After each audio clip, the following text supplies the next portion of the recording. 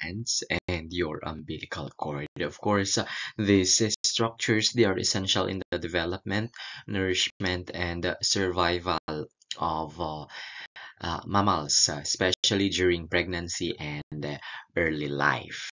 Okay, gland is a classical feature of your mammals. And yes, the mammary glands develop from your epidermal thickenings or from your mammary ridges. And yes, with that being said, your mammary glands, they are modified sweat glands that lie in the superficial fascia. In males, the mammary glands remain rudimentary throughout life. Okay, or they remain inactive.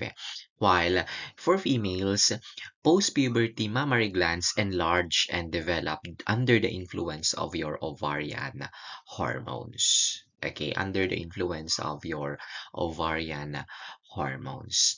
And yes, your mammary glands produce milk on prolactin stimulation. Your PRL is from your anterior pituitary. And your prolactin, uh, it functions for production of milk, while your oxytocin functions for ejection of milk. Your oxytocin is stored from your posterior pituitary. Again, your oxytocin, it controls milk ejection of your mammary glands. Glands has the following. You have a skin covering, which has your areola, your nipple, and your tubercles of Montgomery.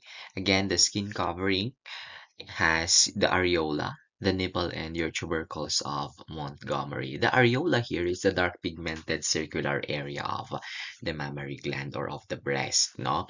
The nipple, that is the projection at the center of the areola, the projection at the center of the areola. And then your tubercles of Montgomery, these are elevations. Okay, your tubercles of Montgomery are elevations at the periphery of your areola. Okay, and these elevations are produced due to your enlarged sebaceous glands. Due to your enlarged sebaceous. An illustration, of course, showing you your nipple. Of course, the nipple, the areola, and of course, the lobes of your, what you call this, the lobes of your mammary glands, the lobules, and the adipose tissue or the superficial fascia. Okay, please note that for your, what you call this, for your mammary glands, there are about 12 to 20 openings arranged in a ring on the surface of the nipple.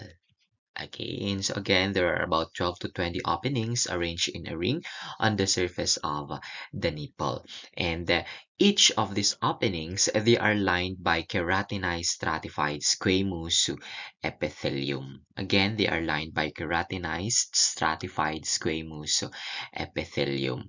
Please note that in an inactive or a non-lactating breast, they are normally plugged by keratin. Okay, and so the openings are normally plugged by keratin, and each opening is the site of emergence of a single lactiferous duct. Okay, and so this 12 to 20 openings, each of opening is the emergence, site of emergence of a single lactiferous duct. And this lactiferous duct is lined by two-layered epithelium, and the basal layer of the epithelium being myoepithelial cells. Okay, myoepithelial cells accordingly. And yes, the function of your myoepithelial cells, they have the ability to contract, okay, to help eject your secretion. Okay, each lactiferous duct receives large mammary ducts, and there is a dilation. Okay, and so there is a dilation called as your lactiferous sinus. Okay, the supporting tissue of your mammary gland is a fibroadipose tissue containing numerous longitudinal and circular smooth muscle bundles. Okay, numerous produce circular and smooth muscle bundles. Of course, these are also important in the ejection of milk. Okay, the glandular tissue, sabi na po natin earlier that you have 15, 12 to 20 lobes. Sorry, 15 to 20 lobes. Okay, you have 15 to 20 lobes, and each lobe has number of lobules that are separated by dense connective tissue. Each lobe, of course, is drained by your lactiferous duct that opens at the nipple as your milk pours. Okay, your lactiferous duct again shows a dilatation or dilation, and you call that as the lactiferous sinus. Your lactiferous duct divides into interlobular ducts, and then intralobular ducts, and then finally into alveolar ductule. Of course, the smallest duct is your alveolar ductule. Okay, and then the largest, of course, going to the outside environment is your lactiferous duct. Okay, each alveolar ductule drains number of alveoli that lies in the form of clusters. And these clusters of alveoli, they form small lobules of your mammary gland. Okay, so from the smallest duct, your alveolar ductule, going to your intralobular ducts, going to your interlobular ducts, and then finally to your lactiferous duct for the release outside of the body. Okay, your mammary gland shows changes in its structure according to activeness or according to lactation. No? Okay, let's take a look at your non-lactating or your inactive mammary gland. Your inactive mammary gland mainly consists of ducts and their branches that lie in the connective tissue stroma. Okay, and each lobule of inactive mammary gland shows an intralobular duct that is lined by cuboidal epithelium and few myoepithelial cells. Your inactive alveoli, which may be absent, are made of spherical masses or cords of epithelial cells. The intralobular connective tissue, okay, it surrounds your ducts. Okay, and so your ducts are surrounded by loose connective tissue, your intralobular connective tissue. Okay, and then your adjacent mammary gland lobules are separated from each other by interlobular dense connective tissue. Okay, your active mammary glands develop under the influence of your ovarian hormones, as what we said earlier. You have your estrogen and progesterone during pregnancy. Okay, under the influence of your estrogen and progesterone, your ducts of your mammary gland and the acinus or the acini develop. Okay, the fat deposits in your interlobular connective tissue also. The acini or the acinus enlarges. Okay, and many new acini appear and occupy the intralobular spaces. Okay, since it is a gland, it has an acinus, diba? Your acinus, that is the producing portion or the secretory portion of a gland. Okay, your alveoli, these are lined by low columnar epithelium and myoepithelial cells resting on a basal lamina with narrow lumen. And the lumen of your alveoli is mostly filled with precipitated secretory products. Again, the lumen of your alveoli is mostly filled with precipitated secretory products. The cells of the acini shows basal basophilia and apical eosinophilia with spherical nuclei. Of course, the basal lamina of the acini is surrounded by myoepithelial cells. Again, in H&E staining, okay, the myoepithelial cells are difficult to identify, okay, in H&E staining. Okay, and so the alveolar secretory cells, they show lipid droplets, secretory vesicles, rough endoplasmic reticulum, and rough endoplasmic reticulum, this one will cause a basal basophilia on HNE. And yes, you have a well-developed Golgi complex that is present in the apex. Okay, and so that is for your alveolar secretory cells. Okay, the duct system of your mammary gland, of course, your alveolar ducts are lined by locuboidal epithelium. Your intralobular ducts, these are lined by cuboidal to low columnar epithelium. And of course, the lactiferous duct, they are lined by columnar epithelium. Of course, the terminal part shows transformation from simple columnar to pseudostratified columnar to stratified squamous epithelium. And of course, since it is active, okay, and so there is no plaque of keratin that covers the openings at the nipple portion. Okay, as for the milk secretion, your mammary gland uses two following modes. You have the merocrine and apocrine. If you remember, when we talk about your glands, you have three. You have merocrine, apocrine, and holocrine mode of secretion. As for your mammary gland, it utilizes merocrine and apocrine modes of secretion in the production of milk. Your merocrine secretion in your merocrine secretion, okay, the proteins packed in the secretory vesicles get released by fusion of vesicles with the plasma membrane.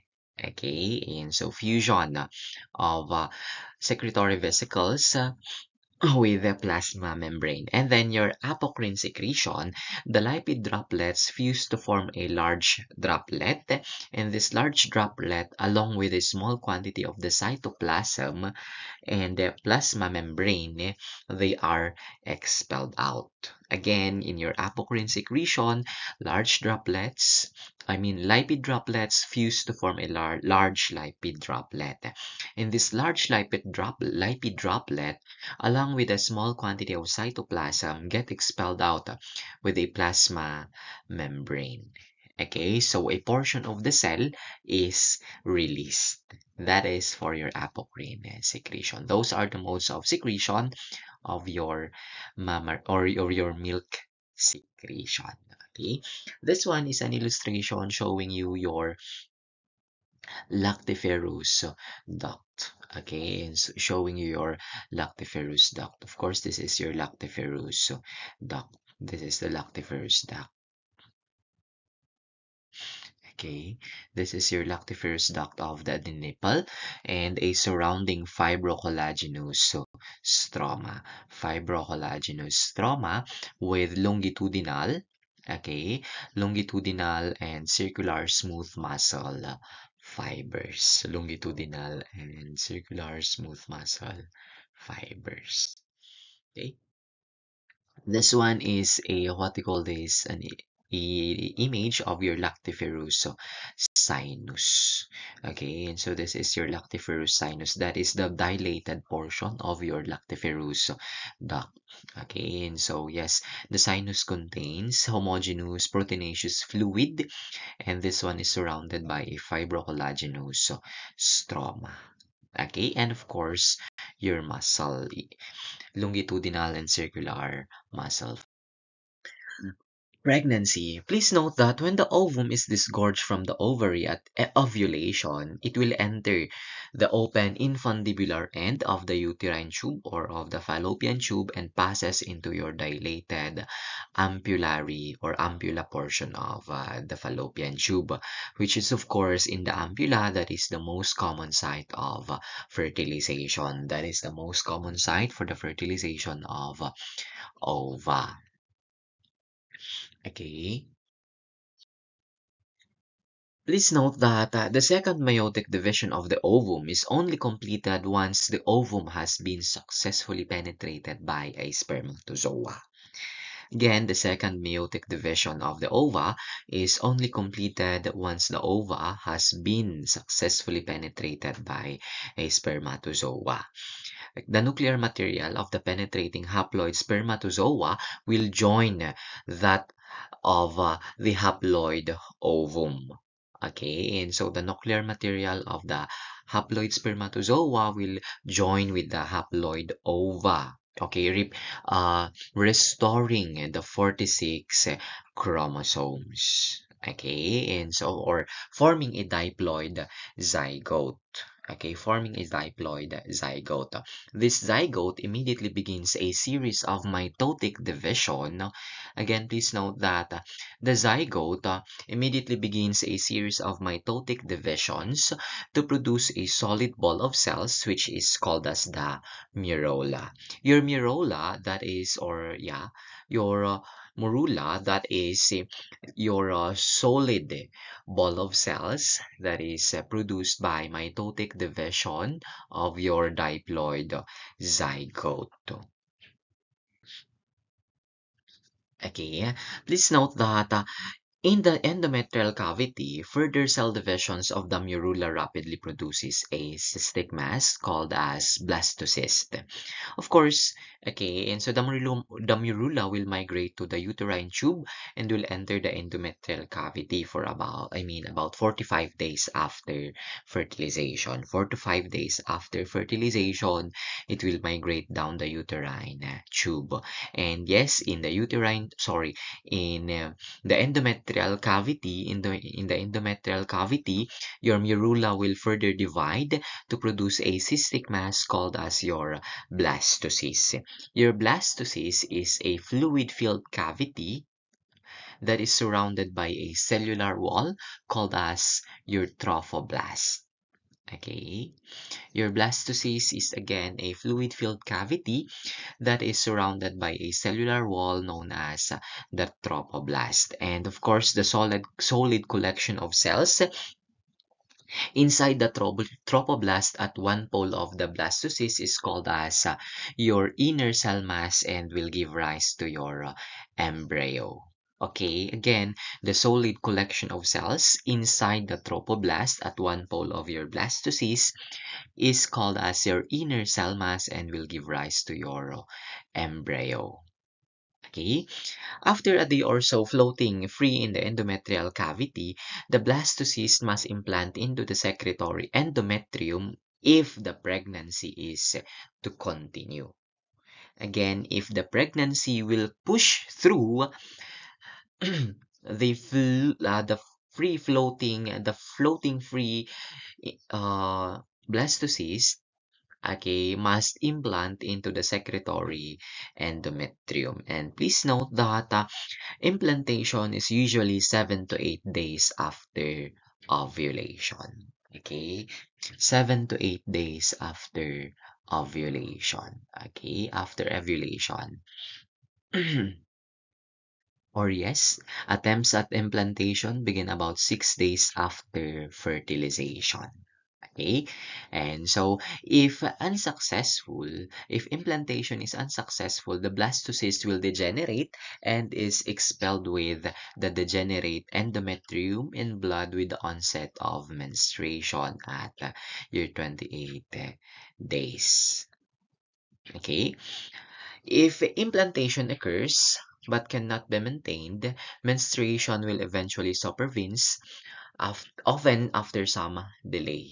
And the menstrual loss may be greater than usual. Of course, there is a bleeding. Okay, but then if implantation is successful, the blastocyst will gain access to the endometrial stroma and will directly, yeah, it will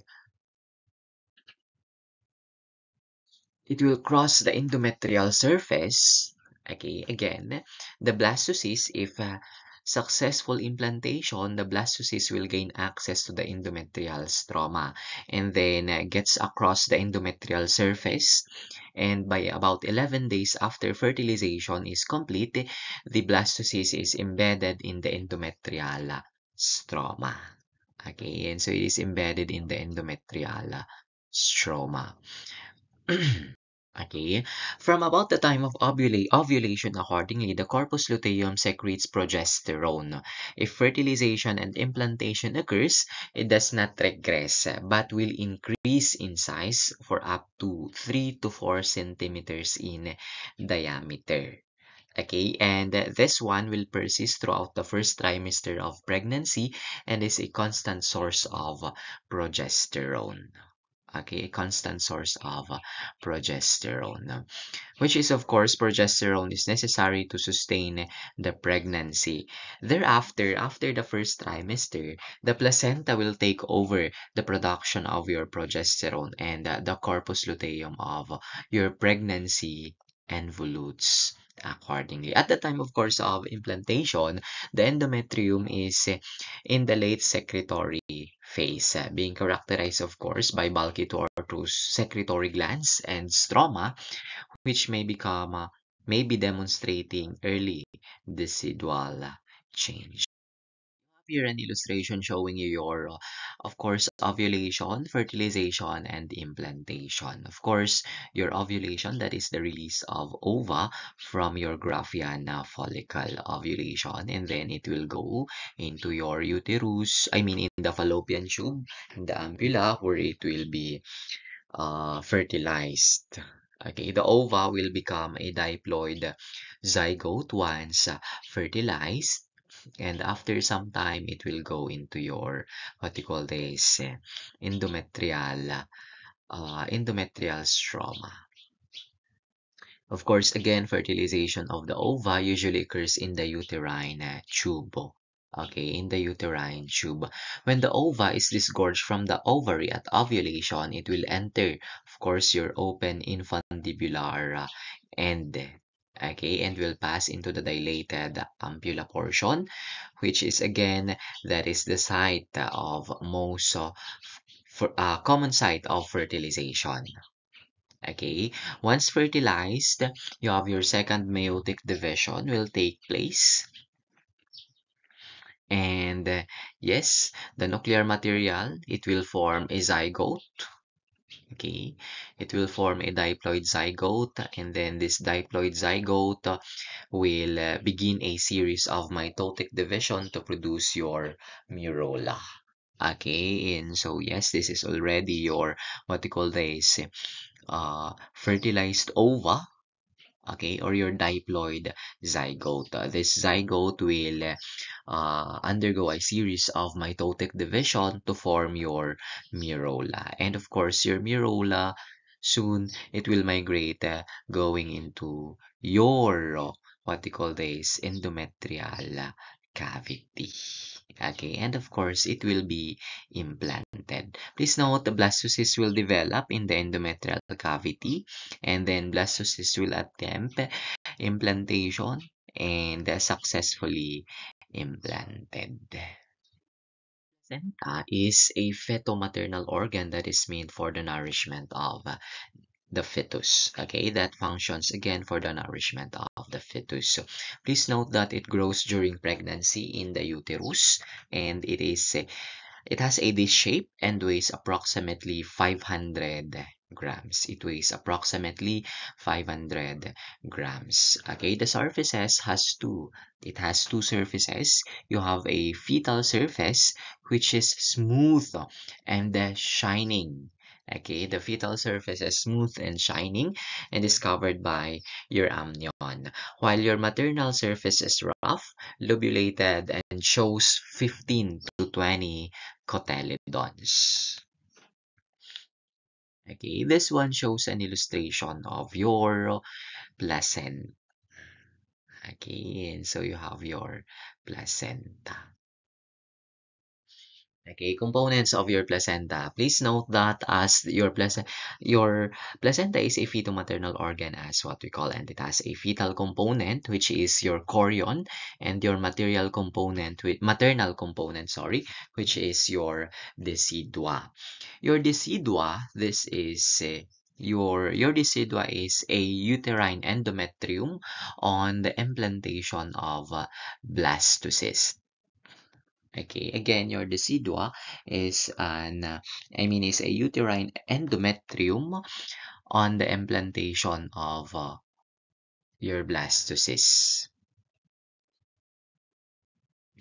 And yes, your decidua has three components. You have your decidua basalis, your decidua capsularis, and your decidua parietalis. Your decidua basalis here, okay, the decidua basalis, it underlies blastocyst and takes part in the formation of the placenta. While your decidua capsularis, it surrounds the blastocyst, and your decidua parietalis, it covers the rest of the uterine wall. Okay? Decidualization involves the enlargement of your endometrial cells, and these endometrial cells will become a rounded shape. Okay, there is a placental septa also, which are wedge-shaped extensions of your decidua into the placenta. Okay, and so this one is an illustration showing your decidua in the relationships with the developing fetus and your placenta. Of course, you have your decidua basalis. Okay, and so this is your endometrium. This portion is your endometrium. And then you have your decidua basalis. Okay, you have your decidua basalis, and then you have your decidua parietalis. Okay, and then you have your decidua capsularis. Okay, and so decidua capsularis. Of course, you have the developing fetus inside. Okay, and so you have here again an illustration showing your decidua. Okay, and so of course you have your decidua capsularis. Okay, you have your decidua parietalis here, and then your decidua capsularis, of course, and then your decidua basalis. Okay, and so here is a histologic illustration showing your decidual cells. Your decidual cells, they are large polygonal cells with pale staining nuclei and a granular eosinophilic cytoplasm. Okay, your placenta, the blastocyst is, the blastocyst consists of an outer trophoblast and an inner embryoblast. Okay, again, your blastocyst, that is your, what you call this, implanted fertilized ova, diba? The embryoblast will give rise to the embryo. Okay, the embryoblast will give rise to your embryo. In the initial stages of your embryoblast will form your epiblast, hypoblast, amnions, and user's membrane, amniotic cavity, primary yolk sac, and extraembryonic mesoderm. And the trophoblast will form your outer syncytial trophoblast and inner cytotrophoblast layer. Okay, that is for your embryoblast and your trophoblast. You have your extraembryonic mesoderm and your trophoblastic layer, which will form your chorion surrounding the embryo. And yes, your chorion has two parts. Your chorion here surrounds your embryo. Okay, it has two parts. You have your chorionic frondosum, which is a part of the chorion toward the placenta or decidua basalis. And then your chorionic leaf, it is a part of your chorion toward your decidua capsularis. I have here an illustration showing you your placenta, of course. Okay, and so of course this is your umbilical cord. Okay, and then you have your endometrial vessels with you. Okay, and then you have your intervillous space. You have your amniotic cavity, which houses your chorion or your amnions, sorry. And then you have your decidua parietalis, and then you have your decidua basalis. Chorionic frondosome gives rise to 40 to 60 stem villi. Okay, that branches to form your ramus cori. Okay, cori. Okay, your spaces surrounding the villi, they are called as your intervillous spaces that contain maternal blood. Okay, again, the spaces surrounding the villi, they are called as your intervillous spaces, which contain maternal blood. And yes, developmentally, there are three types of villi. There are three types of villi. You have a primary villi, you have a primary villi, secondary villi, and then a tertiary villi. Your primary villi has or have outer syncytial trophoblast and inner cytotrophoblast. Your secondary villi, they have a central core of extraembryonic mesoderm surrounded by your cytotrophoblast and syncytial trophoblast. While your tertiary villi, they have fetal blood vessels in the mesodermal core of the secondary villi. Okay, your placental barrier, it separates your maternal blood from your fetal blood, but allows the exchange of nutrients. And yes, the placental barrier consists of your syncytial trophoblast, cytotrophoblast, and its basal lamina, extraembryonic mesoderm, basal lamina of your and you have basal lamina of your fetal blood vessels, as well as endothelium of your fetal capillaries. Okay, and so those are the components of your placental barrier. Again, this one is an illustration showing you your what they call this, your placenta. Of course, you have your intervillous space, you have your placental septum, you have your villi, you have your syncytial trophoblast, and the following. Okay, your placenta, of course, extends from a smooth amnion-covered fetal surface to your rough decidual maternal surface. And of course, the amnion consists of a layer of simple cuboidal epithelium and an underlying connective tissue. Underneath, of course, the amniotic connective tissue is an extra embryonic mesodermal connective tissue, and your amnion, your amniotic fluid, and your extra embryonic connective tissue together, they form your chorionic plate. They form your chorionic plate. Your amnion, your amniotic fluid, or sorry, amniotic connective tissue, and extra embryonic connective tissue, they form your chorionic plate. Your chorionic plate shows fetal blood vessels, and these blood vessels do not show distinctive features of artery and veins. The remaining part of the placenta consists of your chorionic villi of different sizes. Okay, and usually the placenta shows a section of floating or free villi surrounded by intervillous space. On the maternal side of the placenta, your basal plate or the decidua basalis is present.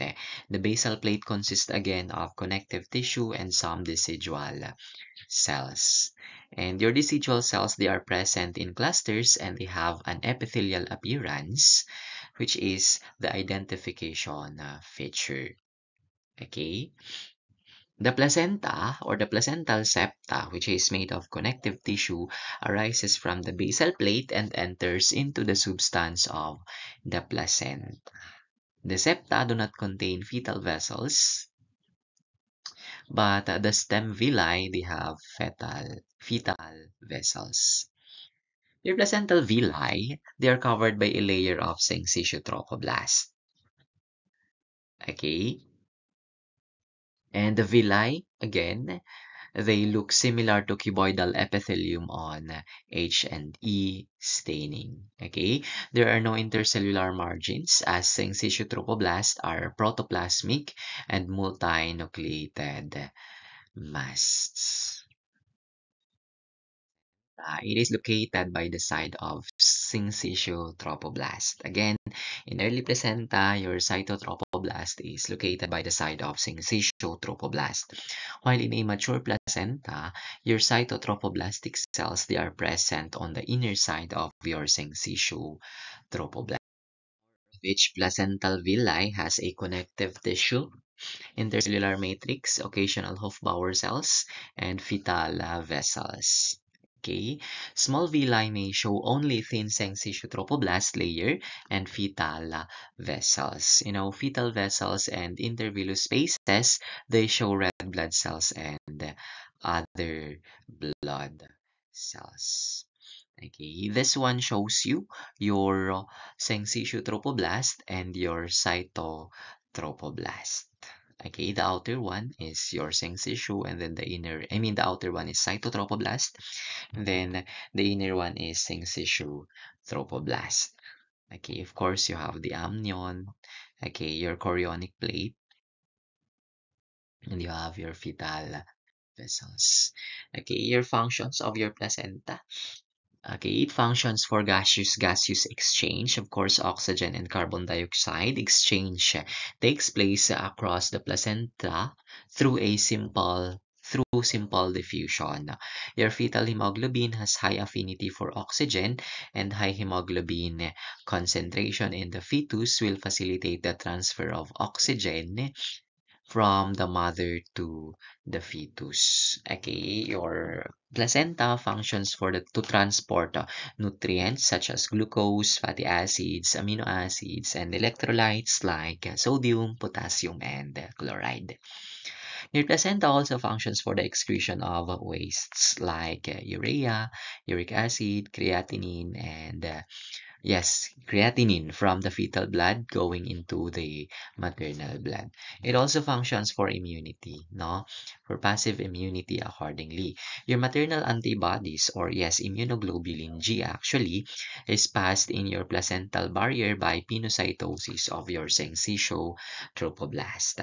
These antibodies, the maternal antibodies provide passive immunity to the fetus against some diseases. Okay, the placenta functions as a barrier. Okay, it prevents the entry of many drugs and bacteria. However, viruses accordingly can cross the placental barrier. Okay, some fetal blood cells may cross the placental barrier and circulate in the maternal blood. And yes, your placenta also functions for storage. Okay, the placenta stores glycogen, calcium, and iron. And yes, the placenta secretes the following hormones. You have your human chorionic gonadotropin, your placental estrogen, as well as placental, placental progesterone. We call this, a histologic image showing you your placenta. Okay, and so you have your floating villi, your intervillous spaces, you have your syncytial trophoblast, and the rest. Okay, your umbilical cord. Your umbilical cord is a communicating stalk between the fetus and the placenta. It carries oxygenated blood from the placenta to the fetus through a single umbilical artery. And please note, your deoxygenated blood from the fetus to placenta through two umbilical veins. Okay, your umbilical cord, they are embedded in a loose connective tissue which is known as your Wharton's jelly. Again, the umbilical cord is embedded in a loose connective tissue which is known as your Wharton's jelly. And yes, it has a length of 50 to 60 centimeters and a thickness of 12 millimeters accordingly. Okay, your umbilical cord is covered by a simple squamous epithelium and it floats in your amniotic fluid. Okay, it floats in an amniotic fluid. Your the umbilical artery consists of tunica intima and tunica media. Okay, of course, the tunica intima has an endothelium, no, since it is a blood vessel. Okay, which an endothelium, which is of course simple squamous. Your subendothelial cushions, of course, they consist of connective tissue thickenings that produce foldings of your tunica intima. Okay, and so giving you a star-shaped lumen of your umbilical arteries. Okay, the tunica intima also contains number of elastic lamellae, and the tunica media consists of smooth muscle cells and interspaced elastic fibers.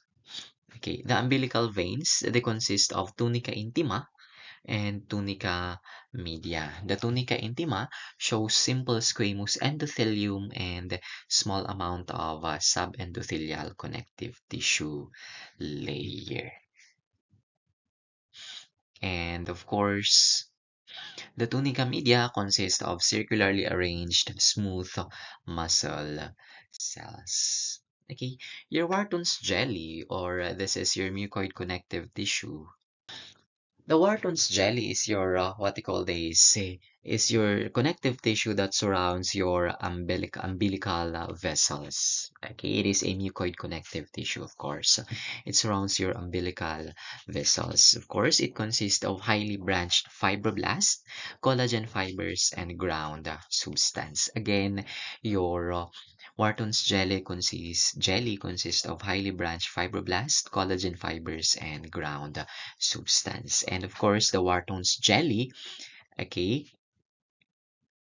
in what we call this, in H&E preparation, the ground substance is removed, okay, during H&E preparation. Okay, and so kaya po, during microscopic scanning, the Wharton's jelly only shows collagen fibers and fibroblasts. Okay, this one is an illustration showing you your artery, your umbilical artery. Okay, and so you have an stellate shape lumen of the artery. Of course, you have your umbilical vein. Okay, and then of course you have your Wharton's jelly. Your Wharton's jelly, of course, it surrounds your what you call this umbilical vessel. That's it for today. We will continue next time. Thank you so much. Thank you for making this far. And yes, this has been Gael, reminding you to live fully, love deeply, love often, and keep learning and never forget to enjoy the ride. Thank you and see you around.